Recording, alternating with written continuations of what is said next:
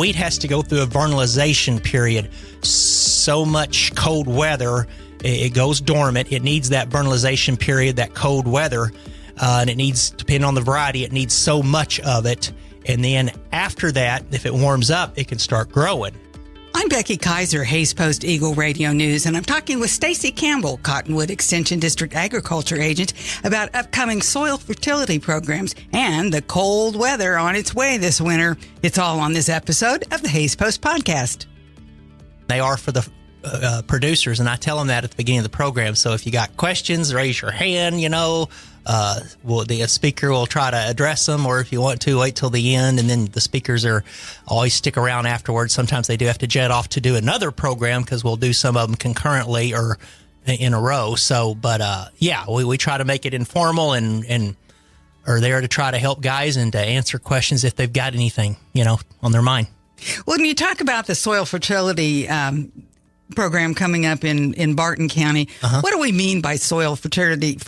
This I know is becoming, it's more commonly a more common term than it used to be, and the average person is hearing more about the importance of it. Oh yeah. Fertility or fertilizer, it takes fertilizer to make good yields of crops, primarily nitrogen and phosphorus, but then also there's some secondary nutrients like sulfur and chloride and zinc, too, and others, but that help produce better yields. Obviously, we need rain to do that. Some years they may put out the fertilizer that they need, and if it doesn't rain enough, they don't get the yields, and therefore probably a lot of that fertilizer is still there. So leads me right into what I preach a lot is the importance of taking soil samples. And boy, with the tight prices, low commodity grain prices we have now, but the input costs are up there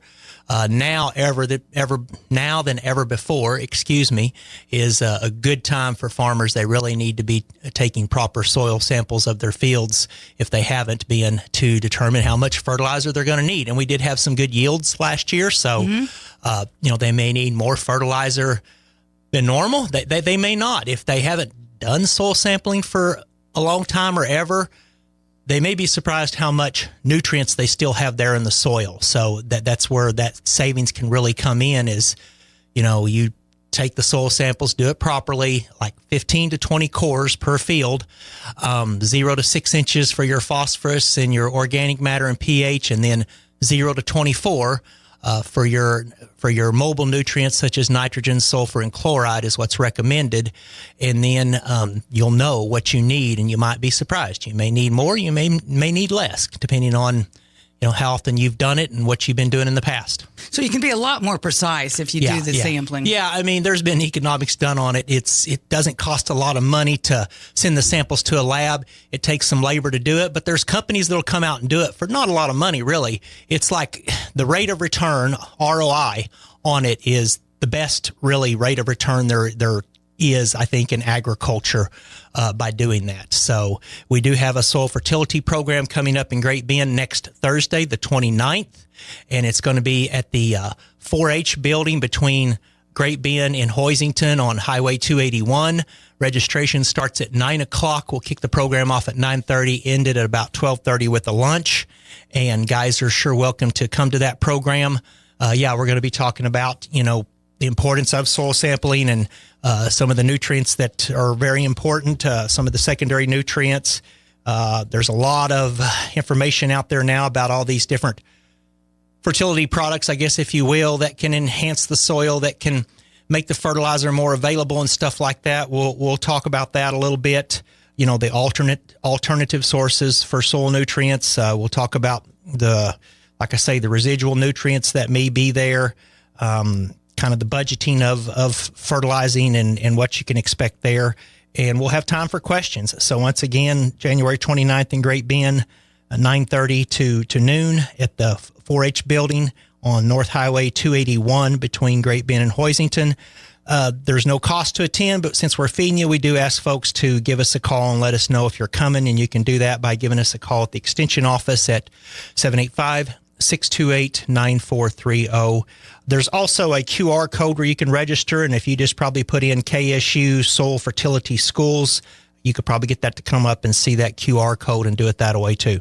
One of the things that's so great about the extension programs is that Q&A, the question and answer, whether it can be something really specific to the individual who's attending or something that if you find out a lot of people in the audience are concerned about. Right, and we did a little bit of testing on a large scale this year with the farmer in the county, looking at an alternative product for fertility, and we've got those results, and so I think that'll be interesting to guys.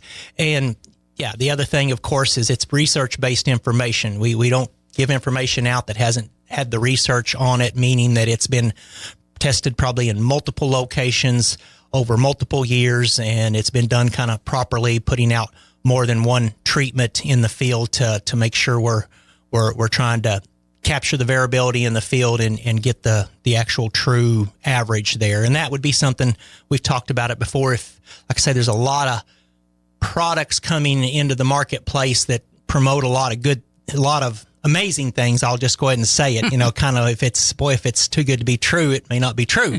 But if guys want to try it, do it in a particular field. Don't do it in two different fields, like applying it in one field and then across the road in your other field, don't apply it.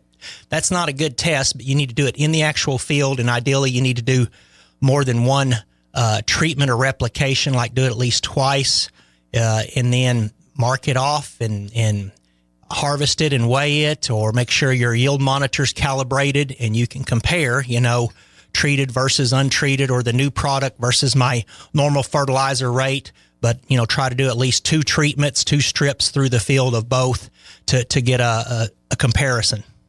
There's also something else coming up that we want to save the date for everybody, coming up in February, beginning February 10th for about a month. The Crop Talk webinar series for focusing on Northwest and North Central Kansas. People can get registered for that. Yes. We've been doing that since, I guess, right after COVID.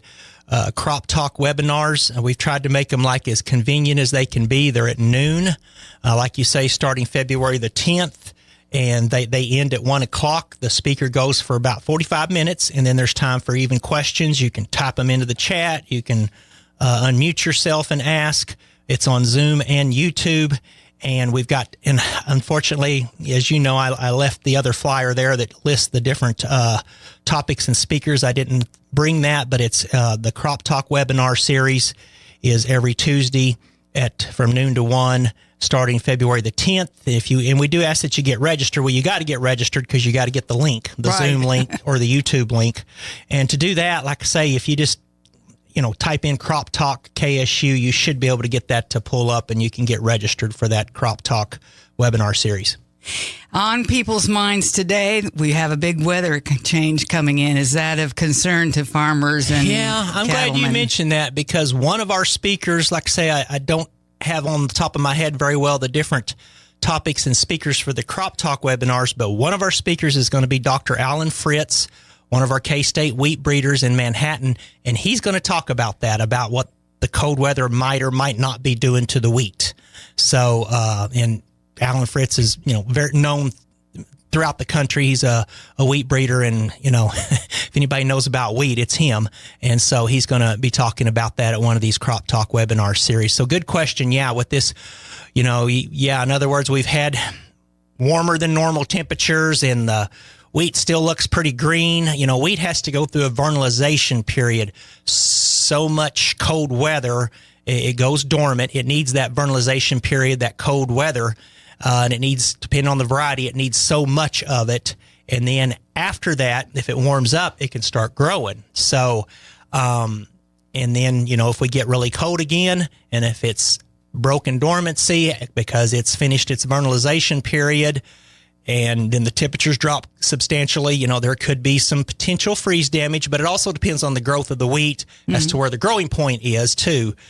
So Alan's going to talk about all that at one of these Crop Talk webinar series, and he's actually driven out here. He's in Manhattan, but he's looked at the weed in this area, and he's going to talk about that. So I'm glad you asked that question. And it is a concern, because we have been warmer than normal, and obviously we're not done with winter, and we know we're going to get some more cold. Sure, absolutely. This is a little bit off topic, but I saw this a couple times yesterday about the extreme cold coming in, particularly up in the Minnesota, Dakotas area, and they were talking about exploding trees where the sap was moving because it's been warmer than normal in a lot of places, and then boom, all of a sudden it's just frozen, and it just kind of squeezes out, and I saw one picture where you could tell it had broken the bark, and it was really interesting to see. I'd never heard of exploding trees, but apparently it's a thing. Yeah, it can happen. I guess you can kind of maybe liken it to if you don't drain, the garden hose will usually expand, but things that maybe have water in them, and if you don't get them drained, and then it gets cold enough and freezes, it can crack things. So kind of the same thing. Yeah, those trees, they've been warmer, and they've maybe broken dormancy and are growing, so they're moving nutrients, water, up, in that cambium layer, which is the layer that's just below the bark that moves the nutrients, the xylem and phloem, moving nutrients up and down. So it can happen. And probably, I don't know how cold they're getting up there, but they get really cold. So it can happen. And what about cattle producers? Any special precautions they're going to need to take? Oh yeah, they're getting ready for this. They're going to put out some extra feed and really watch them. And I was talking to one guy, producer, yesterday. I was in Oberlin for Cover Your Acres that we had. Producer there from the county, ran into him, and he's got cattle, and I said, well, have you started calving yet? And he said, no, we're not supposed to start till the 1st of March, but he said, with this cold spell, 1st of February, I think he said, or maybe it was mid-February. Anyway, he said with this cold spell coming in, he wouldn't be surprised if usually guys will get their heifers bred first, because they're more of the problems. They're heifers, they never had a calf before, and so sometimes they can have issues. And so he said, he wouldn't be surprised if this cold front kind of gets a few of them wanting to calve a little early. That can happen with these cold fronts. So guys, the cattle producers are definitely going to be on their toes. They're aware. Yep, for sure.